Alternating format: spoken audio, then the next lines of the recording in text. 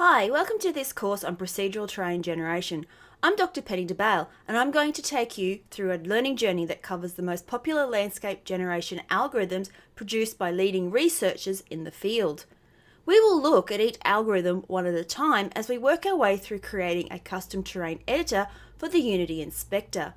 Through this, you'll get the bonus learning content of Unity editor scripting and linking buttons and sliders and other interface elements with code that will modify your terrain. We'll begin by examining the existing terrain editor that allows you to create your own manual landscapes by painting on heights, vegetation and textures. From this, we'll move on to an examination of the vast array of techniques that will procedurally modify the heights of the Unity terrain object and give you random and yet patterned and familiar environmental structures. After an investigation of the use of splat maps for colouring the terrain, we'll move into populating it with trees and other vegetation that can be programmed to inhabit different heights and steepnesses that simulate real-life growing patterns.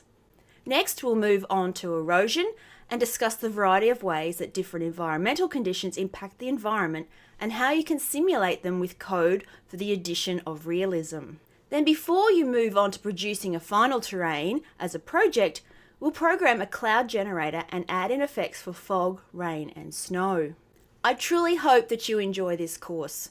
Before I go, I just want to say a big thank you to the Holistic team who worked tirelessly behind the scenes to bring you this course. So thank you very much, Adrian and Daniel.